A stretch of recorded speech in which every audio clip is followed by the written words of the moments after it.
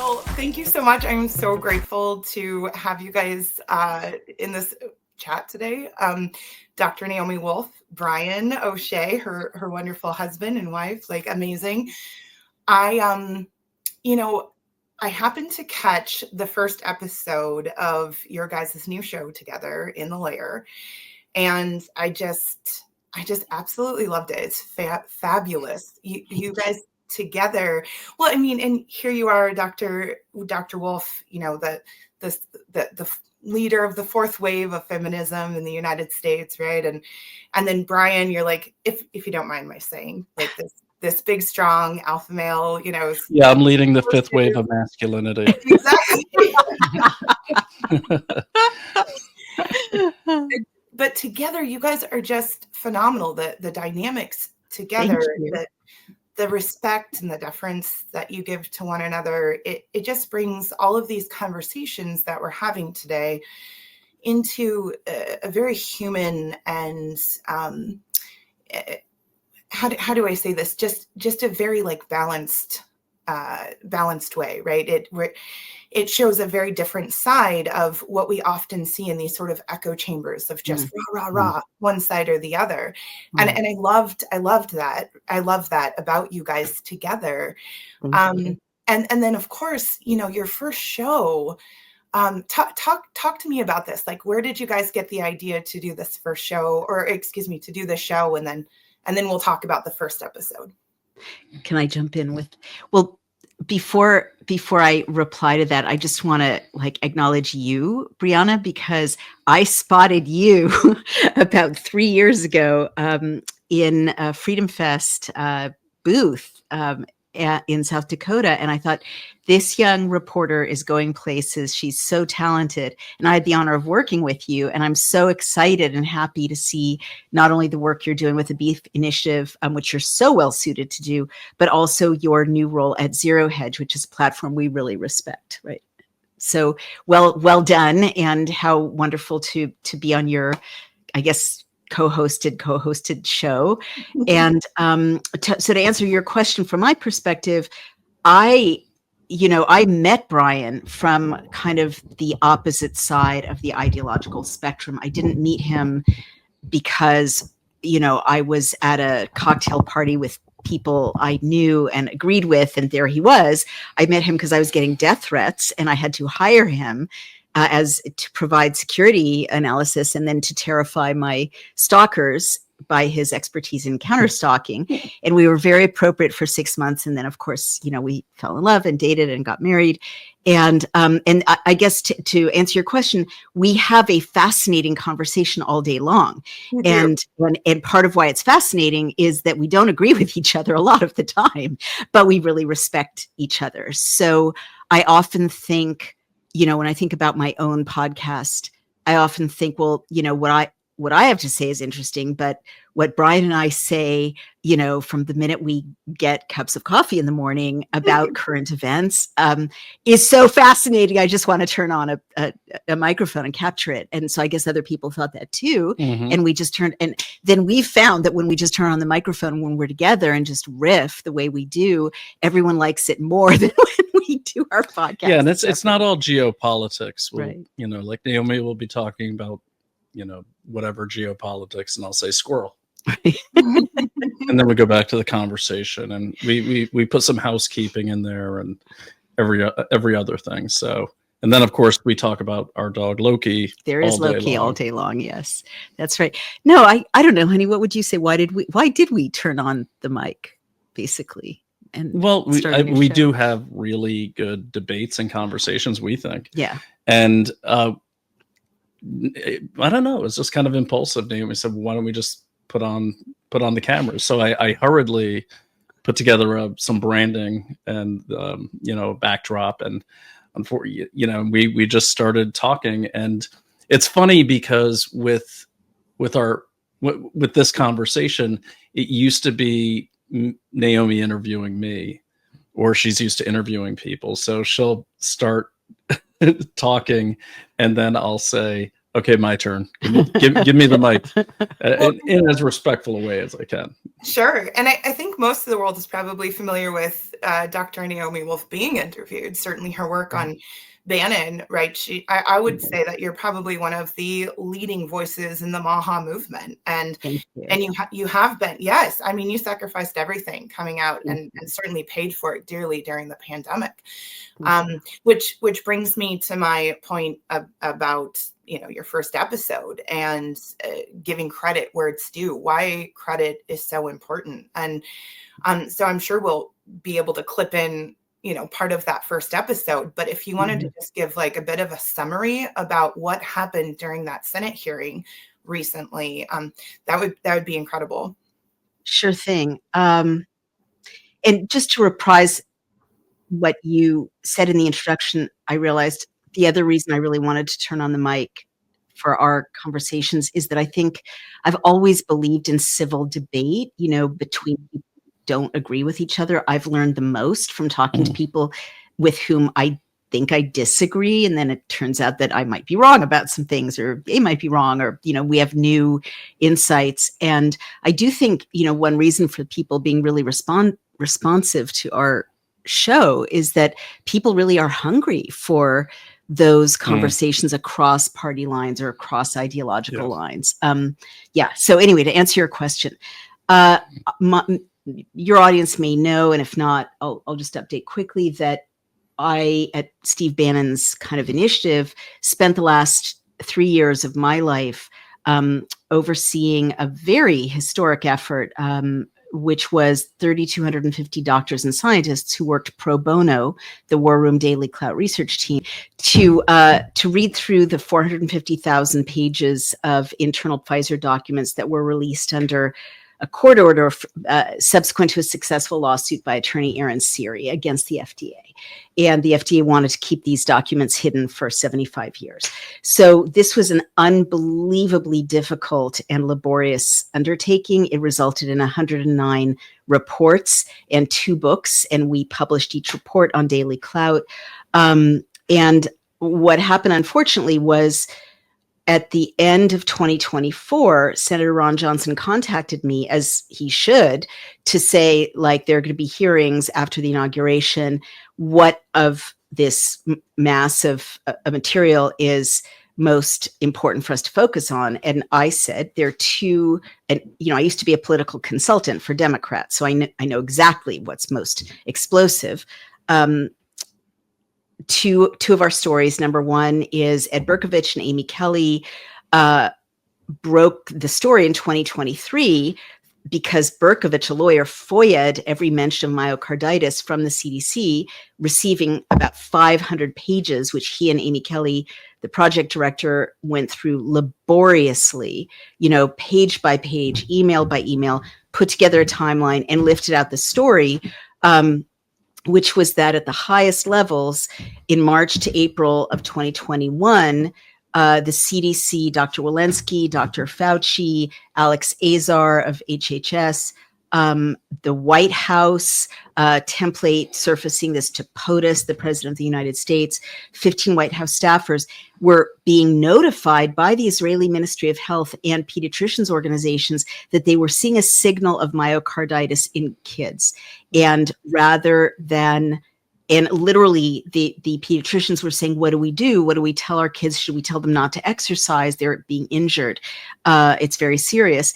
And instead of these people coming clean and telling the parents of America, stop right away, don't inject your kids, they're sustaining heart damage, what you see in the emails is a cover-up. They freaked out, they went into crisis mode, and they created a completely redacted 17-page script that they used for that whole summer. If you recall, as a parent, Breeauna, no doubt you noticed, influencers aimed at teenagers saying, get injected, influencers being paid to say, I got my teen injected, all that summer. And so it was the most shocking cover-up.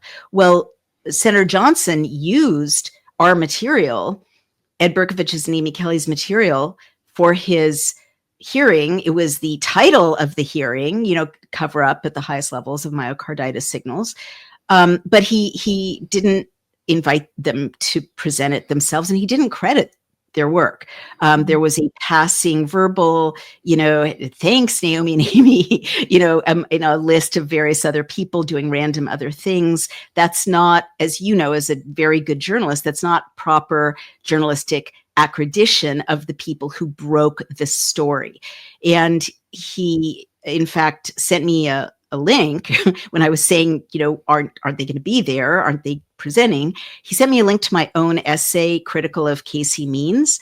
And he said, I read this with great interest. And then it turns out that Callie Means was the person, her brother, seating people for the hearing. So I don't know how to read that, but it seems like my daring to be critical of the, both of these figures who are suddenly driving the Maha train, presenting plenty of evidence in my essay, may have been the reason that these incredibly hardworking, researchers, reporters were written out of history. Hey everyone, it's Naomi Wolf of Daily Clout. Have you ever wondered why your brain can feel foggy even when you're eating clean and exercising? It might not be burnout, it could be parasites. Groundbreaking research from Dr. Alan MacDonald reveals a direct link between chronic parasite infections and neurological diseases, such as multiple sclerosis. Parasites can cause inflammation, nerve damage, and long-term cognitive decline. More reason to do a full body cleanse at least once a year. The wellness company has a solution for you, ivermectin and mebendazole, the gold standard parasite solution now combined in one cleanse combo, designed to eliminate harmful invaders and support your immune system naturally. Medical grade, not some trendy herbal gimmick. Fill out a quick intake form and you'll get a 3-month supply shipped straight to your door. Maha is officially here, and the wellness company is making hard to get medications digitally accessible so you can live your best life. Head to dailyclout.health and use code dailyclout to save $60 off plus free shipping on all orders. Cleanse your body today. Get rid of parasites today. Thank you.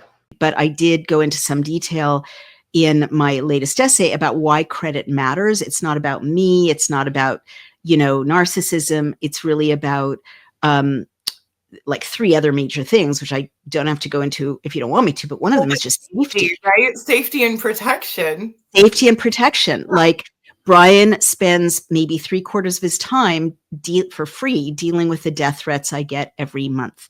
And, he and other people with deep intelligence and, security backgrounds have warned me that the way to stay safest is to be loudest, right?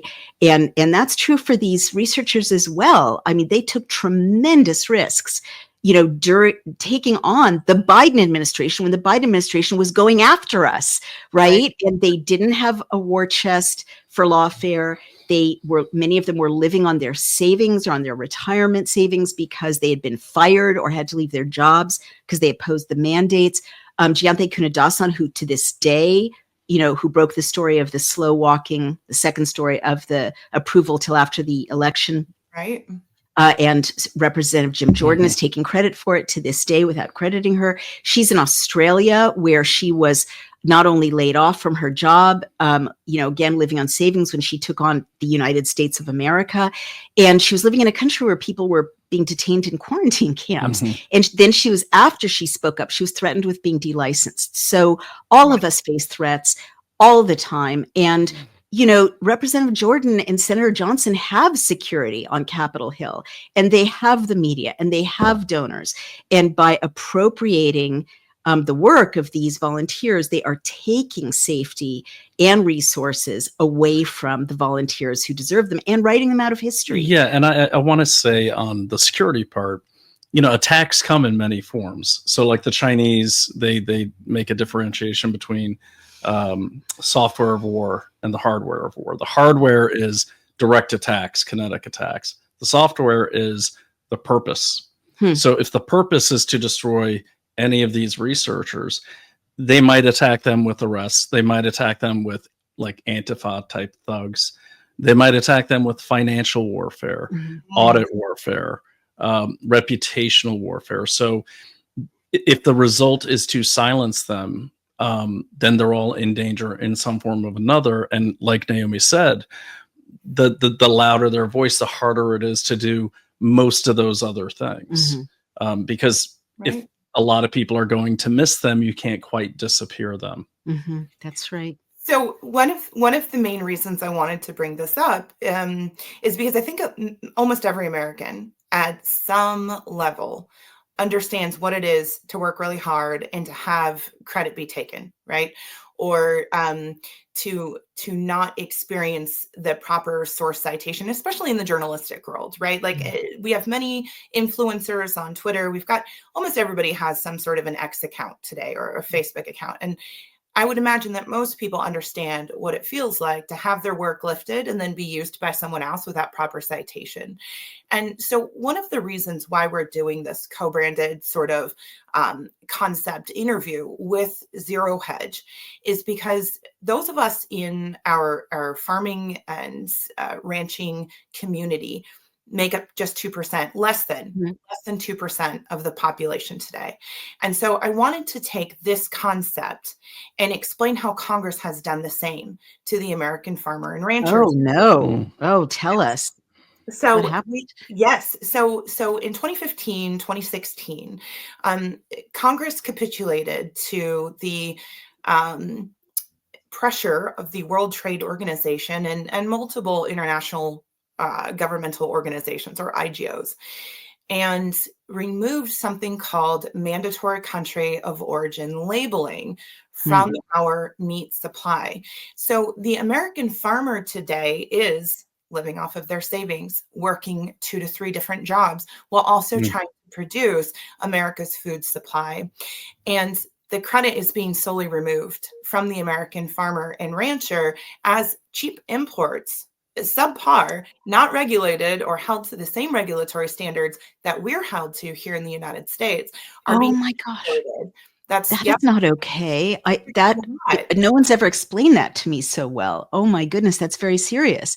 So instead of being able to choose American beef at the supermarket, all I can do is choose beef, and it could be disgusting Chinese beef, made in substandard, subhuman conditions, full of bacteria, and I will have no way of knowing. That's exactly right, Naomi. And often, so there are just 5 main processing plants in the United States that process about 95% of our domestic food supply, meat supply. Okay. On any given point in time, any given day, right? There's 5,400 head of cattle going through each one of these processing facilities, 5,400 per day. That's, or with hogs, it's about 1,200 hogs per hour. Wow. So when it comes to these conversations about EID, for example, it's just ridiculous, right? What's EID? So EID is electronic ID tag, and it's supposed to, it's a conversation for another time. Good. Just sticking to the idea of labeling, right? This idea that we can have 5,400 head of cattle going through, a single day and being processed, we end up with anywhere between 50 to 100 different cows in 1 pound of hamburger at the grocery store alone. Wow. And then the USDA stamps that as USDA approved, made in the USA, if it is any way materially altered in the United States. So if we have cows coming in from Mexico or from right, and they are processed here in the United States, it means that's the product of the United States, although it's undercutting the American farmer and rancher. Totally. Oh my gosh. Or like you look at Smithfield pork, which is wholly owned by the Chinese Communist Party. That's exactly right. JBS is owned by Brazil. So 2 of these big 4 are owned not even by our own country. Oh my gosh. And they're augmenting them too. What do you mean augmenting? Well, so I did an interview with the Daily Caller, and we were talking about Smithfield. And what they've been doing at Smithfield is genetically altering some of the pork, so it has 3 times as much protein. But then those pigs are being shipped back to China, and those pallets are set aside for the People's Liberation Army only, and all the other pork that they're producing either goes to the Lao Beijing, the common folk, or to us, Oh my basically. God. Well, So Breeauna, sorry, sorry to, yeah. Government intervention is just silly to begin with. Just a very short example. California, for example, passed Proposition 12, which put restrictions on confinement for breeding pigs, essentially. Okay. We're breeding all of those pigs here in the Midwest, and we're charging a premium only for them to be processed and shipped back to California for quadruple the price. So it's just absolutely ridiculous when the government gets involved like that. But sorry, I apologize. Go ahead. What were you going to say? No, I was just going to say, is it fair to say that, like, by bringing in cheaper, maybe worse beef from Mexico and then treating it as American beef, it's kind of a version of bringing in cheaper labor without, unions or standards or whatever, and exploiting it? I could certainly see how some would make that argument, but I would attribute it more to intellectual property theft. Oh, interesting. I would consider it to be plagiarism. Right. Oh, I get it. They're selling it as if it's American beef, but it's not American beef, and all the resources that go into making American beef are being appropriated. That's exactly the same. Exactly. That is IP theft. Right. And just like your team spent the last 3 years laboriously going through these documents for them to be lifted and used in the Senate hearing, thankfully it's being exposed, sure. And thankfully people are still getting their beef. Great. The problem is that we have just plagiarized the work of thousands of American ranchers, and it's hollowing out our farming and ranching communities because we're not getting the credit, which actually translates to monetary reimbursement, right? And financial security, plus the ability to put those resources back into the farms, right? Right. Yes. And that's why our cattle volumes are at a 70-year low right now. We are in very big trouble in this country if we ever plan to feed ourselves. So, and especially if we ever end up in a time of war, for example, if our supply lines get shut off, which they have been frequently lately, our global supply chain is quite volatile at the moment. It is. Embargo on Mexico because of New World screwworm, which, if you happen to catch the article on that at Zero Hedge, the biological barrier was breached at the Darien Gap because we had so many people, millions of new hosts, that the mechanisms previously used to stop this parasitic fly from spreading past the Darien Gap were just obliterated. And wouldn't you know it, the New World screwworm has just come right up the same. It's called the New World screwworm. What does it do, Breeauna? It is a flesh-eating parasitic worm, larva of a particular fly. So the fly gets in even the teeny tiniest little scrape or cut anywhere on your body, and it lays its little teeny tiny eggs, and then those. And they it's we're in a highly insected area, and I'm just thinking in this area they experiment on bugs and everything. And we once had a hornet that I killed in our screen porch. We're close to Connecticut and Massachusetts, so pretty far from South America. You have to stay healthy and well at times like this. You know that I often have suffered from mobility issues, and now I don't. Part of my lifestyle is Native Path collagen. So Native Path's collagen formula is made with ingredients that are scientifically developed to increase bone mineral density, support tissue recovery, reduce wrinkles, enhance hair thickness, and strengthen nails. Who wouldn't want more collagen with all of these benefits? So right now, when you visit getnativepath.com/daily clout, you can stock up on Native Path collagen for up to an incredible 45% off today, plus free shipping. Every order comes with a 365-day money-back guarantee. You can try it risk-free today. It is a single ingredient formula with no fillers, additives, or artificial sweeteners, and it's third-party tested for heavy metals, which makes sure that it's pure and safe. It's flavorless. You can add it to anything. I add it to my oatmeal. You can add it to coffee or smoothies. Its formula makes it more bioavailable, meaning it's absorbed more easily and mixes without clumping. And the best part is Native Path is offering amazing bundle deals, 3 or 6 packs at a fraction of the price of other brands. With over 4 million jars sold, 1 million happy customers, 8,000 5-star reviews, and a 365-day no-risk guarantee, Native Path is a trusted choice, and they offer an 800 number. You can ask any question. A real person is waiting to help. You can join a private Facebook community. I love these people. Share recipes, success stories. So that's getnativepath.com/dailycloud and start your experience of transformation today. And I used Picture this app to figure out the species because I'd never seen anything like this. And this thing came all the way from Peru and ended up in our screen porch. Wow.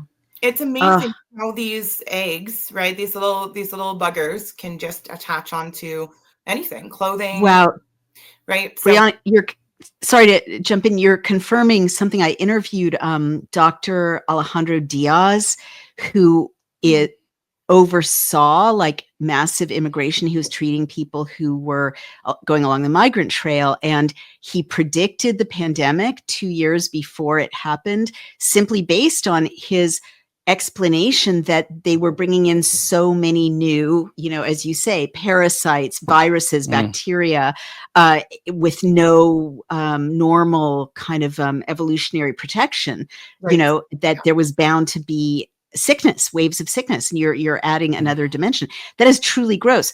Does it have something specifically to do with meat? Are these parasites getting into the meat supply?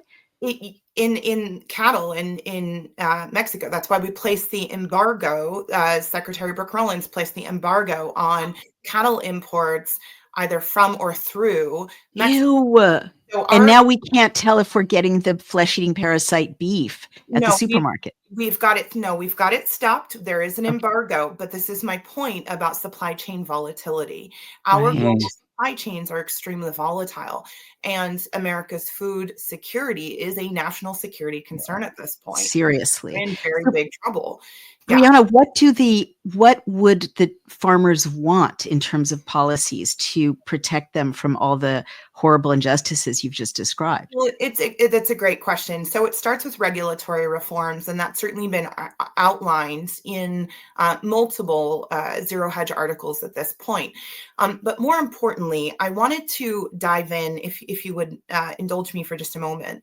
I wanted to dive in just very quickly about where you guys are seeing the state of food security and like I kind of wanted to go back to this idea of safety and security. That's you, baby. Yeah. Personal protection. Yeah. That's definitely a Brian O'Shea question. It's in trouble. And the reason I say that is because, what you guys just mentioned about this, taking the cows or the beef or the pork and over here processing it and then selling it back, it's more than just potential fraud and IP infringement. It's also, we don't know what they're putting into those animals. And right now, the big push from something called One Health, which is the global health ideology, and they're trying to force it into the new way of doing public health on a global scale, and they being the WHO and the One Health Commission and the 193 member countries of the WHO. What it does is it says, instead of treating the afflicted or a group of afflicted, isolating them, curing them, we're going to use One Health to tell you how to raise your cattle, how to manage your land, how to manage your water, how to manage your food, how to grow your food, how to manage and process your food. And the overarching theme of One Health is that the health of the planet, animals, and humans are all inextricably linked. Linked. I think, didn't Casey Means say that in a hearing? I was just gonna say, yes, she has said that now in several of her speeches, they come back down to this earth thing. And, her holistic approach to public health is, while seems nice and very, Smurf Village, it opens the door to that One Health ideology, because that is, that holistic approach. But really, if you look at One Health, it's the same thing that Mao was doing with the communes and the seizure of land. Because as we learned from the pandemic, if they come to Breeauna's ranch and they say, hey, you know what? We don't really like the way you're raising your cows. We're going to send in some of our specialists, which, by the way, the Surgeon General has an army of them in uniform. It's right on the website. It's like the health commission people, or I forgot what they call themselves. And there's an interagency task force with APHIS, just to and they're part of the One Health tripartite. And APHIS is the Animal Plant Health Inspection Service through the USDA. Yes. So what this also does, it also allows them to really seize your food, cull your food. Stop it. Loki's getting upset about the FedEx driver. Let's just let him bark. We'll cut this part out. Hold on. This can be a while. Maybe we should plow ahead. Okay, we'll plow ahead.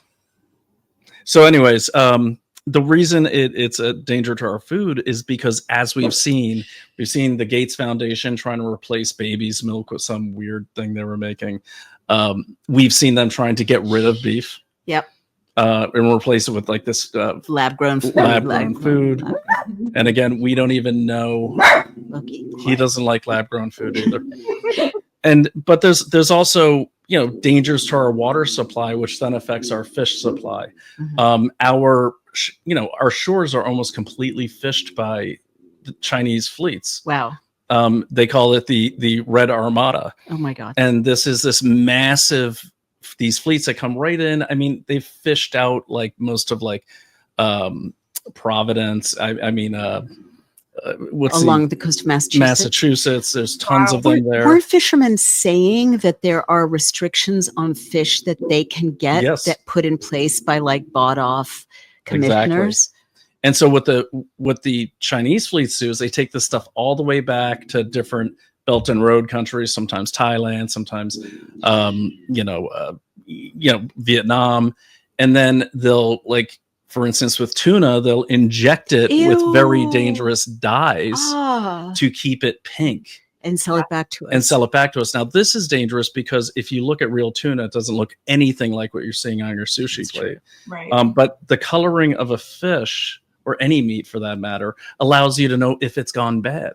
Yes. If this tuna has gone bad, you won't know.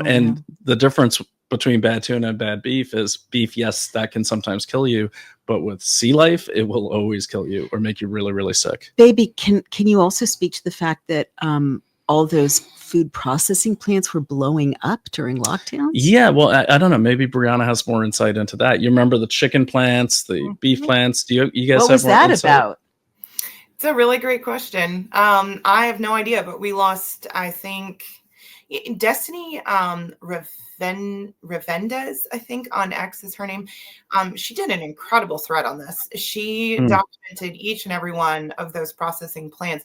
And I think that there were over 200, at least, that she pulled together that were just that mysteriously either blew up or a plane crashed into them, or, just very odd circumstances. We've lost more. But certainly more have closed down just due to financial issues.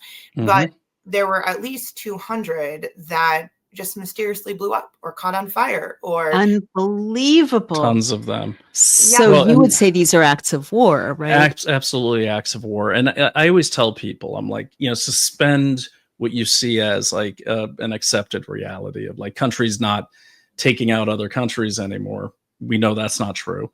But if you think about the way, and I'll go back to the Chinese Communist Party on this and the People's Republic of China, they've said it. They said they want to be the global hegemon by 2049, the 100-year anniversary, official anniversary of the Chinese Communist Party.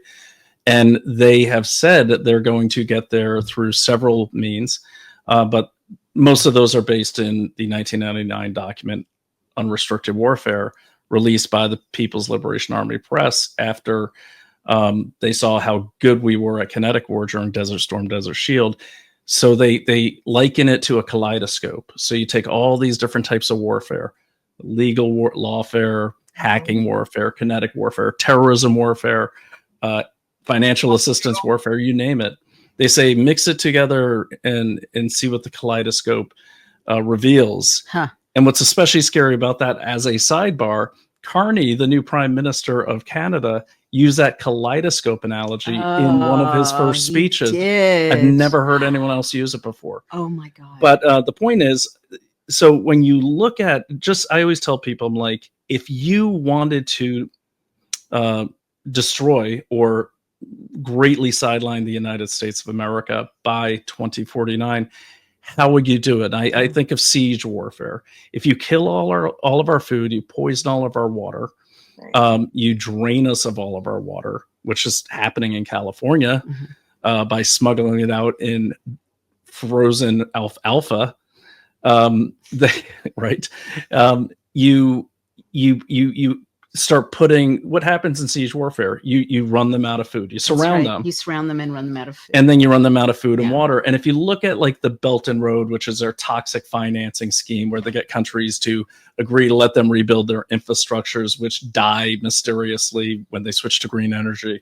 How about that?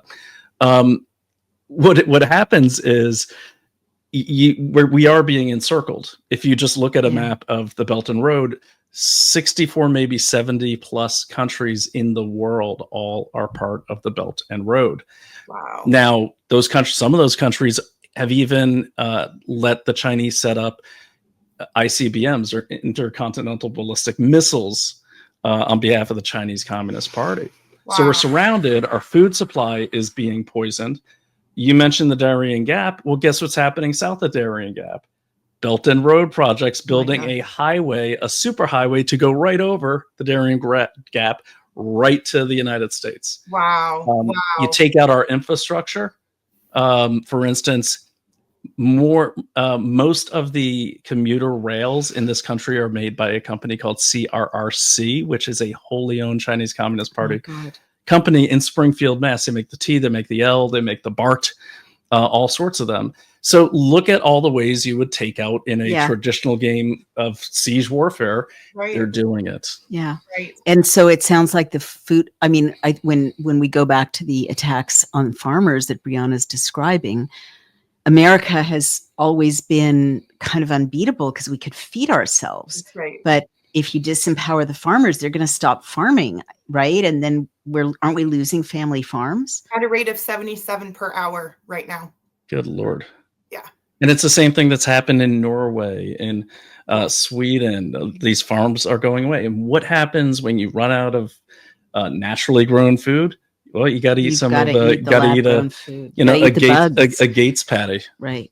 Exactly. Right. Oh my God. And Naomi, I feel like you've been warning about this for a very long time, right?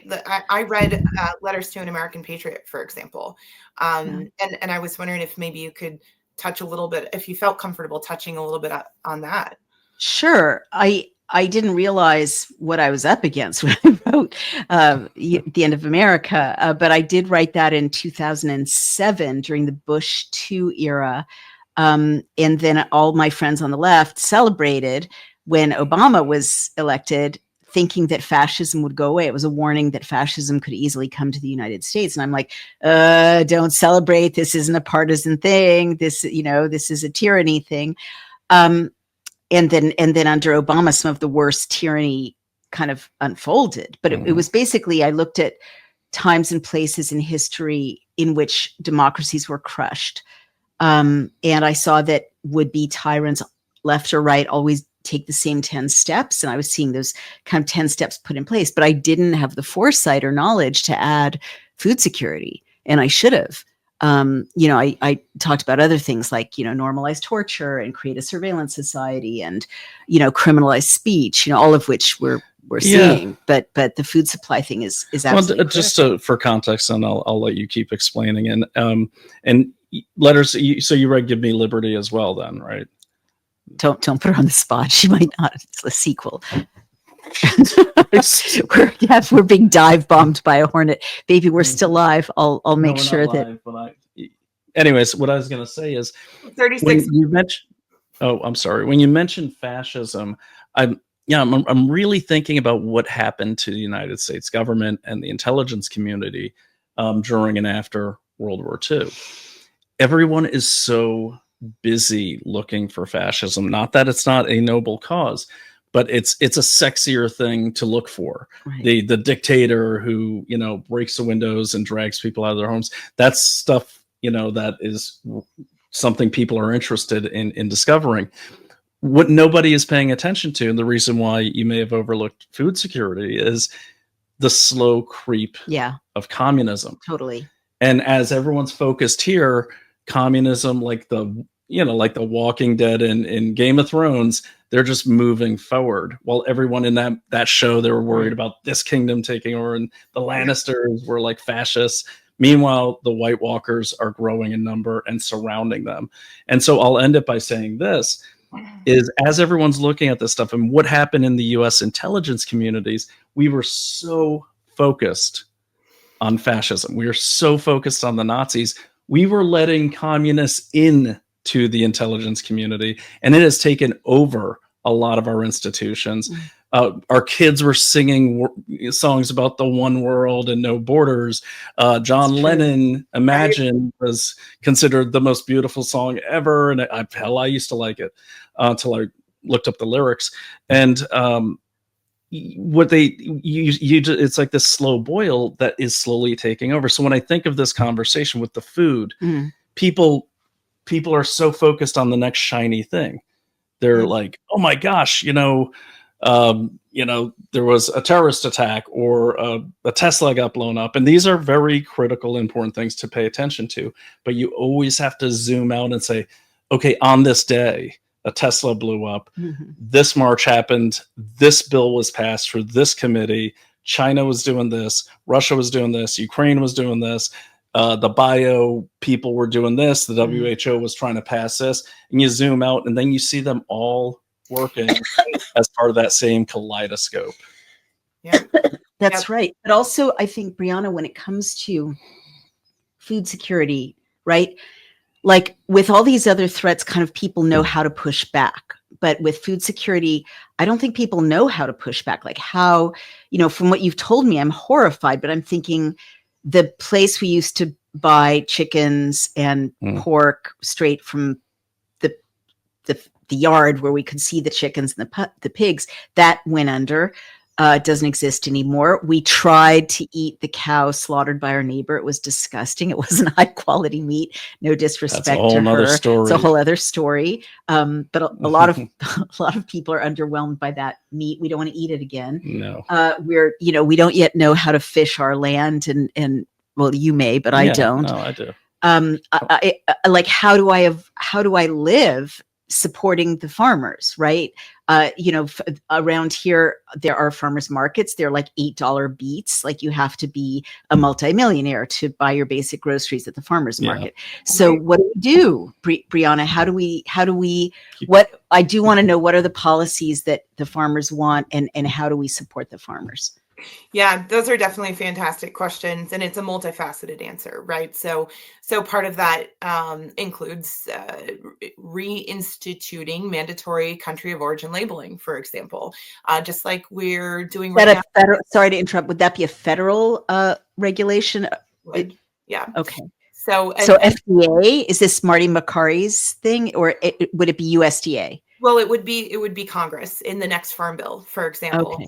And so it's very similar to the idea of properly labeling additives, for example. Right now we have just, natural flavoring, which can include a whole host of absolutely horrific things, right?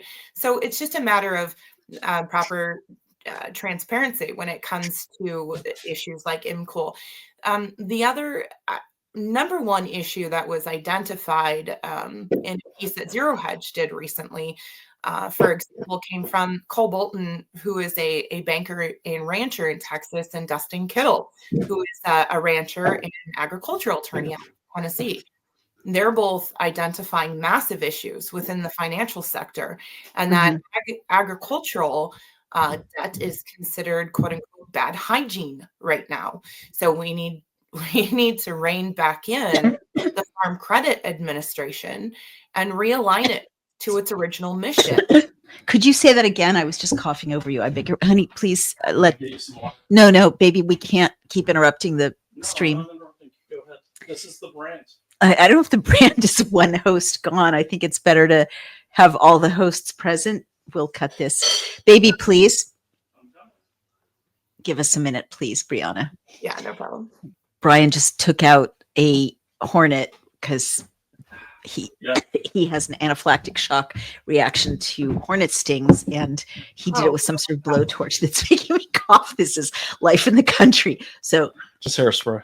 It's the best way to take them out. So let's go back. Do you mind, with you in the frame, can you go back to answer the most critical question you were answering, which was, what do we do to support the farmers? Right. So yeah. Okay. So we'll go back to like naming Cole Bolton and Dustin Kittle. Please. So both Cole Bolton and Dustin Kittle have identified massive issues within the Farm Credit Administration, and they're both recommending a mission realignment. So I think it really comes down to using the Congressional Review Act to realign many of these federal agencies who have interpreted their authority way beyond the original mission of the agencies.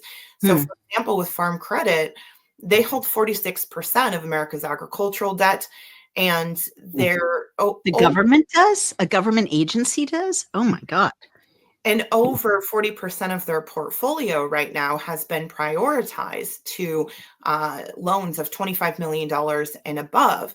And wouldn't you know it, in a 2023 ERS report from the USDA, in that very same year, where Verizon and these multinational corporations are receiving government subsidized multi-million-dollar loans from the agency that was created to help small farmers.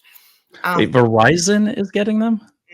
We had 500,000 small family farms who had applied for a loan of $400,000 or less, and were unable to get them because liquidity is dried up. So we need absolute regulatory reform and mission realignment of these agencies who have just gotten way out of hand, right? They've just far exceeded their original intent and purpose. And I think that's a lot of what DOGE has helped to identify, but now we need Congress to act on that. Excuse me. We really need Congress to instruct these agencies to get back to their original purpose. So, but I wanted to wrap this segment with, kind of talking a little bit about what you guys see and what you think, maybe what you guys are doing to help. So you mentioned living in the country and having land to fish. What are you guys focused on, if I might ask?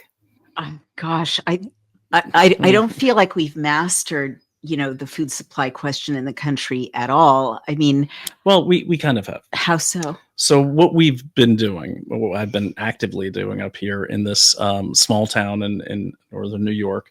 And by the way, for everyone listening, especially you ranchers and farmers out there, which I know that world and that place very well. That's where my daughter grew up, was out around Susanville and Independence and all those places on the eastern side of the Sierras. And she was in 4-H, I'm proud to say.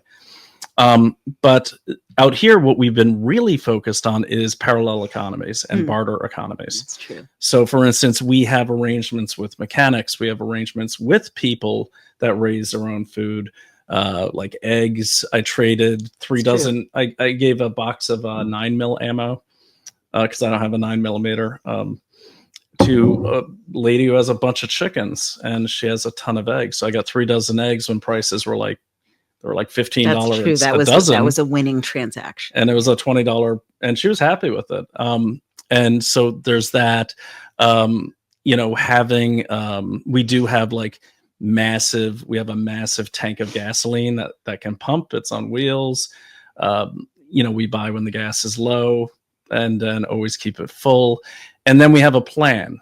We have we fire weapons. We're proficient in everything, and she's getting there. Working on it. She's working on it.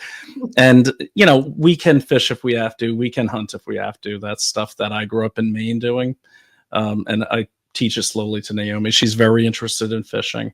But really, what we find here is not the community of like kumbaya and let's all get along, but the community of people that can provide something to each other. So for instance, I provide, for the mechanic, for instance, background checks on new hires. He provides me a good discount on auto repair, the eggs and the chickens, the beef. And then just Naomi's done a great job in having people get together at, we have another house that we call Liberty Place. This is Liberty Lair. And she gets people together who teach different things. So she had a Maine congresswoman come in and teach about which herbs are right there on the land that they can use for different things. Yeah, that was amazing. I have to say, when I was reflecting on this question, I did overlook the fact that I've become quite knowledgeable about herbal remedies, and we've stayed away from the worst dependency on doctors through things like I do harvest. Like, it sounds a little embarrassing because I'm talking to a real farmer who has she's a rancher who has a community of real ranchers, but I do harvest the dandelions every spring, and I've been reading up on herbal remedies, and I can treat a lot of things that are afflicting my family with herbal remedies, which I am proud of, and which is part of that self-reliant, self-sustaining thing, although it's not a food supply thing. It's more of a health supply thing. But that's important. That's important too. I think if I were to boil it down into a nutshell, the solution here is radical self-reliance, self-governance. Totally. Right? Totally. Absolutely. Yeah. And that's everything that we're focused on at the Beef Initiative, is helping to funnel people and funnel liquidity back into ranchers, and helping everyone in the United States, the rest of the 98% who is not part of the farming or ranching community, to take back control of their food supply and to take back their own self-custody, buy a cow, own a cow, take part in the whole process. Oh, is that so? You answered my last question, which is, how do I support the farmers next time I go to the supermarket? And you're saying buy a cow from a farmer and put it in the freezer. Yes. We've got to do that. And we have the freezer space. Is there like a hub or a website where you can find a cow? Oh, I'm so glad that you asked. So yes, we partnered with Carnivore Health, which is an absolutely incredible, talk about parallel economy. Carnivore Health is a health insurance company, but it's all crowdsourced. And they focused on very specific things like the carnivore diet, the carnivore crowd. So people who are, on the carnivore diet, this is what they want to help support, can become part of this crowd share, this health share, partnership. Anyways, so they helped us launch what's called Beef Maps. And if you go into Beef Maps, beefmaps.com or .org. You can all you have to do is plug in your local zip code, and love it. Your nearest rancher will find our cow, baby. We're Yeah. gonna find our cow. Yeah, that's awesome. That's awesome. I'm going to promote because that. we're normally just Beefmaps.org. asking random strangers who, you can tell by their dress if they raise cows or a farm, Well, it's a little sketchy because you're like, these people, I'm not sure if they're even going to want me to come onto their land. And certainly with the biosecurity measures that many people are having to abide by right now because of APHIS regulations, you can't just drive onto a dairy, for example. Oh, that's insane. Oh no, it's awful. It is really awful. We're being very isolated with the Red Book policy. It is psychological warfare against farmers. It's actual warfare. Actual warfare. You are being isolated. Well, You're being locked down from community support. And I know we're trying to wrap this, but what they're doing, what I've noticed with the ranchers and the farmers, is they are waging multiple levels of warfare. And maybe we'll do another episode. We can talk about the right to repair movement. Oh, are you familiar with that, Breeauna? Yes, and we can definitely talk about that moving forward. I think that is a big, I mean, look, it all comes down to private property rights. And I think what I love the most about you guys as a couple is that you really draw that last line of defense at your person. Your body is your last line of defense in your private property rights, or your first line of defense. It depends on how you look at it. But this is the fight for private property rights and the rights of the individual in the United States. And I think the more that we can explain that to people, and the more that we can take these very sort of nuanced concepts like mandatory country of origin labeling, for example, and then concretize that in the minds of the American population, where almost everybody has experienced in some way having, their work be taken credit for by someone else, right?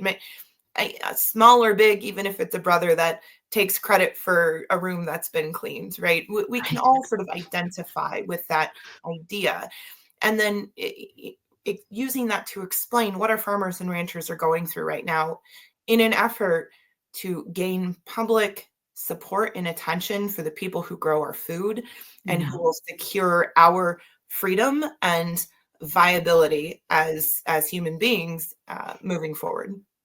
Absolutely. Well said, Breeauna. And I would even say, in addition to that, people need to understand we are at war, and people are waging war upon the individual, up to the community, up to the state, up to the country. And when asked, well, how do you know? I say, well, think about anything you've given up or has been taken away from you that you didn't want to give up. It might not have been at the end of a rifle that you gave it up. That's right. It might have been at the end of a pen. Right. But if that has happened to you in rapid succession in the last 4 to 10 years, well, guess what? We're at war. And when people see it, they can't unsee it. And then all these things we're talking about, the individual, the ranchers, then they see why it's important that we protect the ranchers and the farmers and everything else. Baby, you know what I want to do this afternoon? I feel so inspired by Breeauna. What, darling? What is it? I'm so excited just by the way she presented that. No, we've been putting off getting our fishing license. I want to go get our fishing license. I have my fishing license. I've been slacking.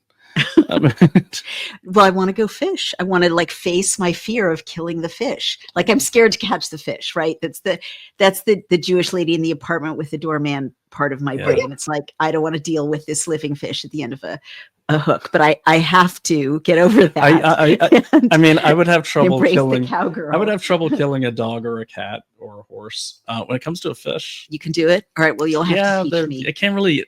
I don't really find a social connection with fish.